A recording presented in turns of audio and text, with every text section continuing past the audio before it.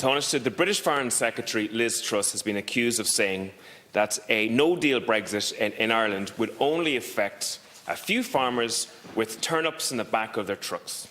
Now, some might say this is just being Tories, but it does give an insight into the ignorance at the heart of the British bad faith when it comes to Brexit and of the north of Ireland. The Good Friday Agreement is shredded, it is gutted, the executive has collapsed, and this has happened at a time of a cost of living crisis, where 44,000 people currently are on housing waiting lists in the north of Ireland, where 270,000 people are on hospital waiting lists for longer than a year in the north of Ireland, and where there are 670,000 people in poverty in the 6 counties at the moment. This would not be acceptable in any other democratic society in the world. The North-South Ministerial Council, which was one of the reasons why nationalists voted for the Good Friday Agreement, hasn't met for nearly a year. And there's now mounting evidence which confirms that British collusion is involved in the multiple killings of Irish people north and south. But yet, the Tories are ploughing ahead with legislation which would indemnify murderers and securocrats responsible for these killings. And the issue of the human right to life, which is a devolved issue under the Good Friday Agreement, today Brandon Lewis will announce the imposition of some of the most extreme law in Europe into the north of Ireland. And this will be done against the will of the people of the north, and it will see thousands of lives lost in the north over the coming years. The Tories and the DUP have totalled the Good Friday Agreement and the democratic rights of the people of the north. Your government is a co-guarantor of the Good Friday Agreement. It's safe to say, Taoiseach, that your government is not co-guaranteeing anything at the moment. It is beyond time, we believe, that you fulfil your responsibilities. The Good Friday Agreement is an international treaty. You should be exhausting all international legal avenues to see its implementation. You should seek the suspension of MLA salaries while the executive is suspended. You should be harnessing the full extent of White House and EU power to put pressure on the British government. You should seek the reconstitution of the British-Irish Intergovernmental Conference.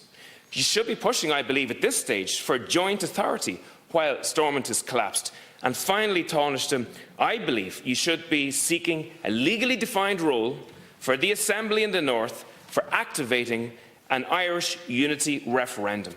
Now, I welcome the stronger language of the Minister for Foreign Affairs this week. It was a breath of fresh air, because the British do not understand subtlety. But we also need actions, Taoiseach. What actions will you take to defend the Good Friday Agreement and the democratic rights of the people of the 6 counties? Thanks very much, Deputy. I don't know whether Secretary of State Truss made those remarks or not. It's obviously up for her to confirm or deny them. But I think we all know that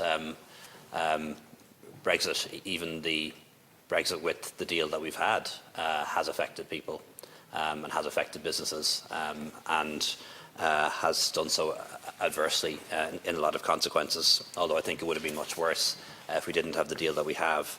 In terms of legacy, the Irish government is very concerned about the proposals that have been put forward by the British government in relation to legacy and in relation to amnesty and the non-prosecution of people who were involved in whether it was terrorist offences or people from the security services who killed people in Northern Ireland. We had an agreement around Stormont House.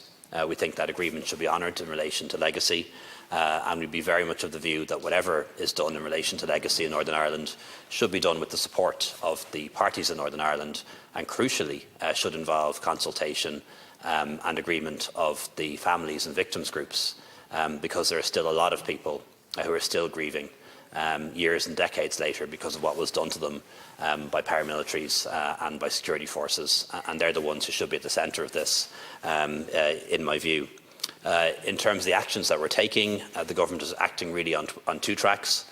One, as part of the European Union, we're trying to negotiate with the United Kingdom in relation to the protocol, trying to come up with solutions that, of course, maintain the protocol in place and the benefits that arise from it, but in some way help to assuage and ease the concerns that unionists and some business people have in Northern Ireland. So we're working on that track in terms of how we can modify and improve the protocol, trying to respond to some of the concerns that have been raised. And then, particularly led by Minister Coveney, we're trying to engage with the British Government and the parties in Northern Ireland with a view to forming an executive. Getting the Assembly up and running, I think, is very important and doesn't require an executive to be formed. That should happen. And also an executive should happen. And I was involved for 3 years in negotiations around Brexit, and what was really missing was a functioning Northern Ireland executive, a First Minister and Deputy First Minister who could speak on behalf of Northern Ireland. And what we have now is 5 or more parties, all with their leader, all just speaking for their party, or maybe one community or part of one community. There's nobody in Northern Ireland who's the authority to speak on behalf of Northern Ireland. And that's why it's important that we have an executive in place so that the executive, the First Minister, the Deputy First Minister can be involved and can be across any changes that might happen to the protocol. And that's currently absent, and that's really regrettable. And that is entirely down to the decision of one party not to participate in the executive. Tánaiste, just on the issue of legacy, Aontú published a bill last week which would constitute a commission of investigation into British collusion into the murders of Irish people north and south. And with the mounting evidence that's there, we believe it's incredibly important that a commission of investigation is held. There's never been a comprehensive investigation with regards to British collusion in this country. Victims of survivors are entitled to know. Many of these families are actually getting older. Time is running out for them. There's an urgency for this. Our bill would actually empower a commission of investigation to compel witnesses in the south of Ireland. It would also have the power to take evidence from outside of this jurisdiction. It would have the power to consider information that has been published in state investigations internationally, and it could help fill key gaps into the understanding of collusion. And a similar bill, if it was constituted in Stormont, would allow for witnesses to be compelled in the island north and south. It is time to go beyond just those 2 steps of negotiating through Europe and negotiating directly with the British on Stormont. We need to pull other levers that are in our capability, in our ability to solve this. And I would encourage the Tánaiste to support the Aontú bill on the Commission of Investigation. Thanks, Deputy. Well, there has been the Smithwick Tribunal, of course, which you'll be aware of, and I haven't seen your bill on a Commission investigation, so we'll certainly examine it once we've had a chance to see it.